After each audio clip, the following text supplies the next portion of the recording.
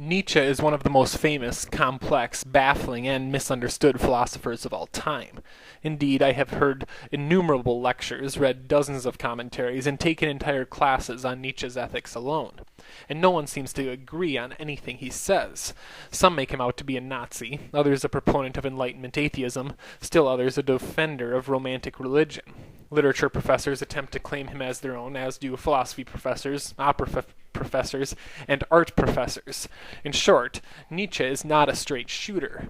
Despite all this, I am not going to be falsely humble and claim that I have no idea what is going on in Nietzsche's writings. Indeed, I believe there is a single, proper, and correct way to read him, and that my interpretation is this correct version.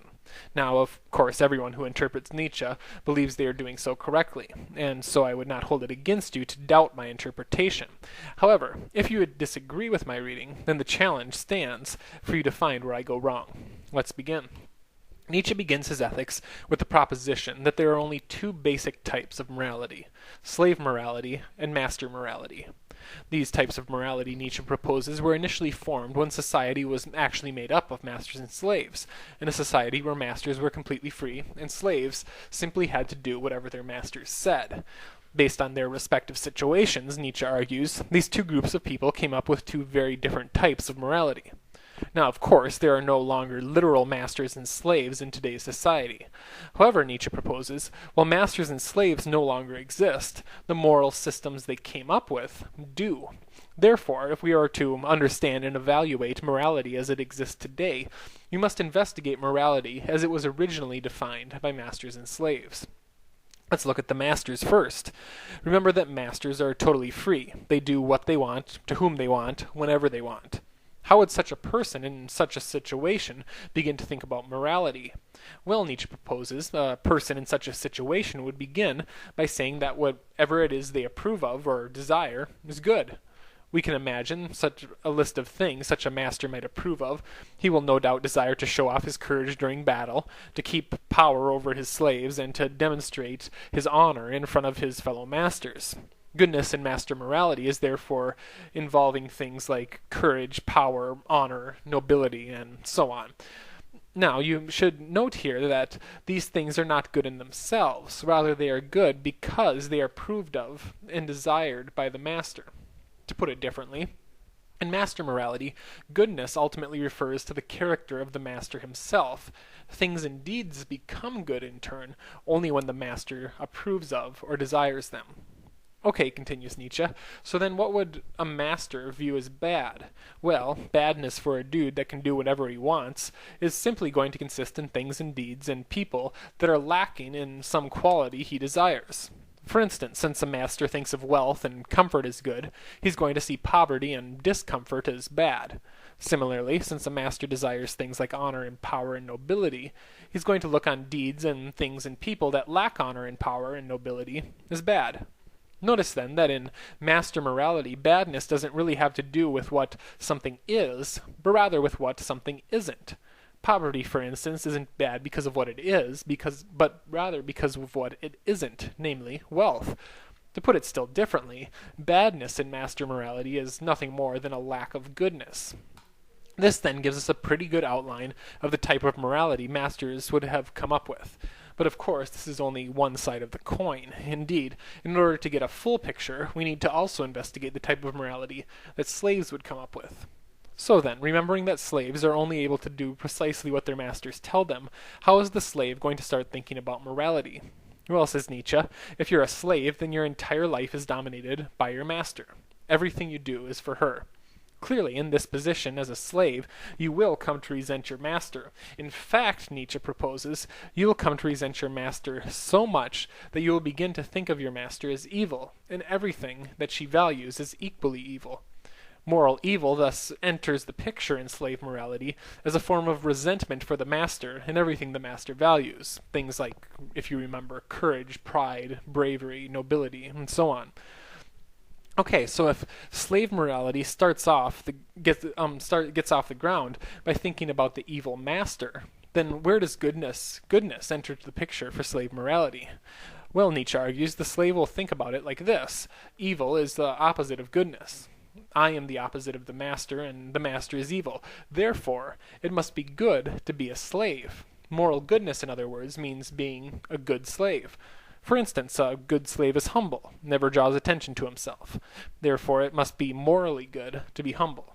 A good slave is also blindly obedient, does whatever he is told without questioning. Therefore, blind obedience must also be a good thing, and so on and so forth. You get the picture. Now then, we've got a complete picture of both master and slave morality. If you remember, though, Nietzsche's claim is that while masters and slaves no longer exist, master and slave morality are still alive and well. So how does Nietzsche think master and slave morality function today? Where does he see them existing? Well, slave morality, Nietzsche points out, is absolutely everywhere. Indeed, any time people ground their morality on some master rather than themselves, slave morality is going down. This master, of course, can be a person, but today it is more often the case that the master is a political, religious, or ethical system. For instance, Christians who ground their morality in Christianity make themselves slave to the master, Christianity. Kantians who ground morality in duty makes themselves slaves to duty. Nazis who ground their morality in the Nazi party makes themselves slaves to that party, and so on. In all these forms of master morality, Nietzsche points out, things like courage, power, and pride are expectedly portrayed as evil, while qualities like humility, obedience, and weakness are hailed as the highest goods. So slave morality is everywhere, but what about master morality? Nietzsche doesn't think there is much of this left. Indeed, the only time master morality is being practiced is when a person truly thinks for herself and lives by her own rules, when a person sees things like pride and courage as good because she desires them, and avoids things like cowardice and defeat. I think we have to agree when Nietzsche says that there really aren't many people out there like this today. But that doesn't necessarily make it worse. Indeed, Nietzsche proposes, despite the fact that slave morality is much more common today than master morality, we must still ask which one is in fact better for us as humans.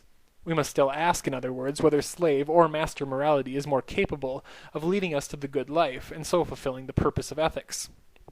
In order to do this, let's consider the characteristics of both. Master morality says it is good to be brave, proud, courageous, controlled by our passing appetites, honorable, powerful, and so on. Slave morality, on the other hand, says it is good to be meek, mild, humble, self-controlled, weak, and abstinent. Well, says Nietzsche, these characteristics really don't tell us much about which type of morality is better for us. Indeed, we are intuitively drawn to and away from parts of both lists. Our intuitions agree with master morality that it is good to be courageous and honorable, but disagree that it is good to be proud. Similarly, our intuition agrees with slave morality that it is good to be humble, but disagrees that it is good to be weak. Luckily, then, Nietzsche says, there are other characteristics by which we can compare master morality to slave morality. Namely, we can compare their bases. In other words, we can compare their respective starting points. If you remember, master morality is based on, starts with, and grows out of the goodness and freedom of the character of the master. Slave morality, on the other hand, is based on, starts with, and grows out of the resentment on the part of slaves, resentment that leads slaves to viewing their masters as evil. Master morality thus grows out of goodness and freedom, while slave morality grows out of evil and slavery. When we look at it like this, Nietzsche feels, it is rather easy to decide which is the best type of morality, which is more likely at helping us as humans attain the good life and so fulfill the purpose of ethics. Indeed, the resentment and slavery that slave morality is based on are clearly not good bases for a good life, and in fact are the opposite. They are bases that will sap the life out of a person and keep them from ever living a good life. The goodness and freedom at the base of morality, however, of master morality, however, are precisely the sort of bases that will allow us to embrace all that life has to offer and to live a truly good life. Therefore, Nietzsche concludes, master morality is a better moral system than slave morality. Indeed, only by living our lives according to it will we be able to live the good life and so fulfill the purpose of ethics. What this means, then, is that if we are to live a truly moral life, we must throw off the oppression of our masters, the masters of religion, politics, and philosophy, and instead begin living truly for ourselves. With this, my lecture comes to a close. I hope I have started to begin clearing up some of the mystery that engulfs Nietzsche. However, I don't hope I have cleared it up completely. Indeed, Nietzsche is a great philosopher because he demands that we return to him again and again, being struck by something new with each return.